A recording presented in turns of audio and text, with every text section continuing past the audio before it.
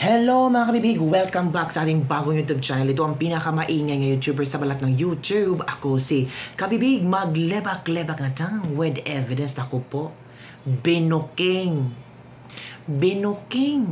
si F. Elisa Marcos sa kayang sinasabi na kabatchmate sila ni, kabatchmate sila ni Cheese Escudero. Kasi sa kanyang sa kanyang statement ba noong nagpaliwanag siya na di umano ay close friends, masyadong close sila ni Cheese Escudero, kaya pwedeng ganun-ganun istorya nila. Oo, I've known Cheese since my law school days. He studied in UP and I went to Ateneo. We've been friends for like forever. A friendship daw sila. Ay naku, na booking. Sinabi ni Harry Roque, ka-eskwela ko si SP nung high school. Nasa high school pa lang siya, nasa law school na yung isa, for the record. So, paano na naging close si SP at si Lisa Marcos kung si Lisa Marcos ay mas nauna pa kumpara kay SP? Diba, sinabi ni Lisa Marcos na I've known SP since law school days. He studied in UP, I went. Paano sila naging friend kung high school pa yung tao, tapos siya, nag-college na, UP and Ateneo? Di ba malayo naman talaga mga kabibig? Kaya napatanto ang mga netizen. Tapos, ito pang sinabi ni Harry Roque na ka-eskwela niya, si SP nung high school, mas lalong pinagtatawanan ngayon si F. Elisa Marcos, mga kabibig. Halata daw na puro drama na lang ang kanyang explanation para may mauto sa kanyang mga followers. Ang sabi nga, tatakbong senador. Tatakbong senador, kabibig. Sabi-sabi ng ilan, kasi kailangan talaga pabanguhin ang pangalan niya at kailangan niya talagang marami siyang nagawa bilang first lady. Balita-balita na tatakbong senador ito. Paano tatakbong senador kung pati explanation mali-mali? O sinabi na ni Harry Roque, ka-eskwela niya si Cheese Escudero nung high school. Tapos itong si Lisa Marcos sa law school na pala. For the record. Sabi pa ni Jason Sa, sensya na dahil nagkakaedad na ako. Medyo pumurol na kaunti ang galing ko sa math. Pero flat 1 si Jason sa noong college. Pero ramdam ko yung grade ko sa fellow 101 logic ay 1.5.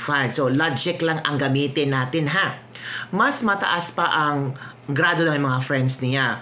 So what do we make out of this predicate arguments, my friend? Ito na ang sinabi. Ito na ang pinost ni Jason Sa. Araneta studied at Ateneo de Manila University, where she graduated with Bachelor of Arts in Interdisciplinary Studies in 1981. Okay?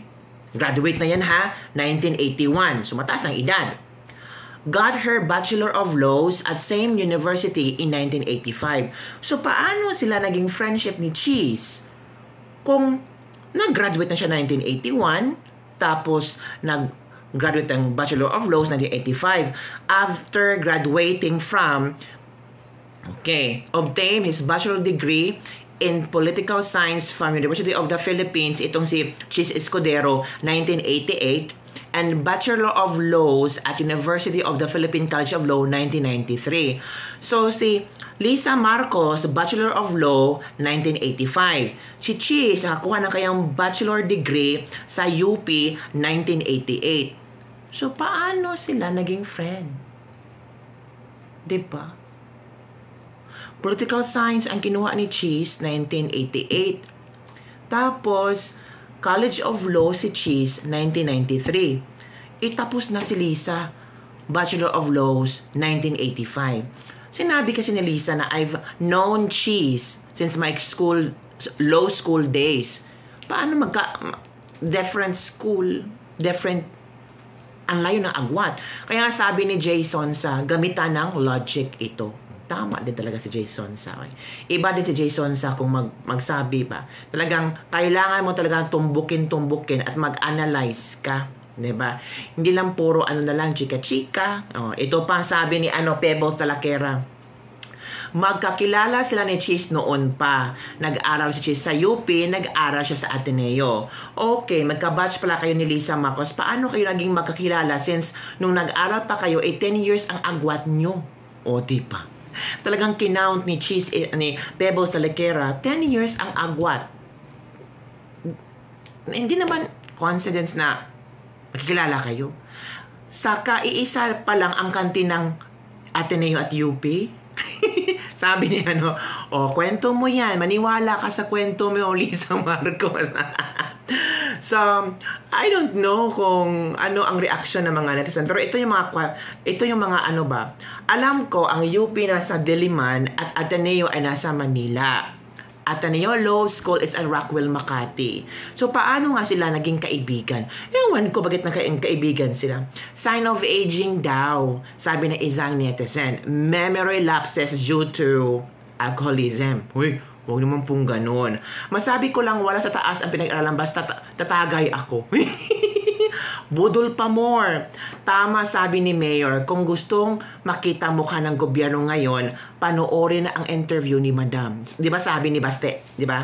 In one of the interviews na, or sa kanyang talumpati, kung gusto mong malaman kung ano ang sitwasyon ng bansa natin, panoorin nyo ang interview ni Madam. Palusot lang.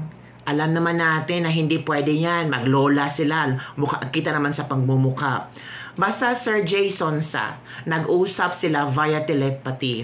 Lutang the second kaya kung ano-ano na lang kaya mga iniisip para lang talaga mabigyang linaw ang kanyang ginawang kabastusan. Hala. We call it plain and simple. Palusot talaga. Hindi na makukuha ang mga netizen sa palusot.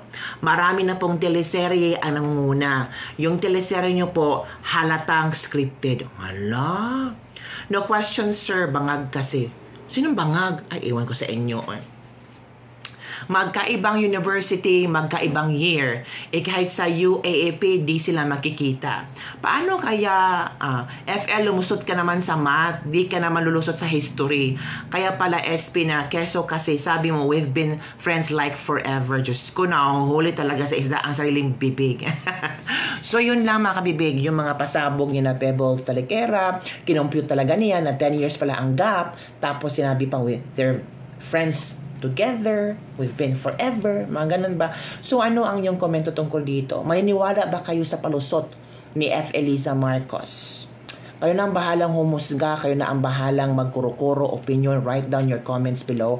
And don't forget to like, subscribe, and share this video. Alam ko, gusto mo ring makiasyoso tungkol dito, gusto mo ring alamin ang katotohanan. O heto na, meron nagbibigay ng mga clue, nagbibigay ng kailang opinion, nagbibigay ng kailang logical thinking at mathematical computation. Ikaw na ang bahala, humusga kung totoo or hindi. Saan ka maniwala?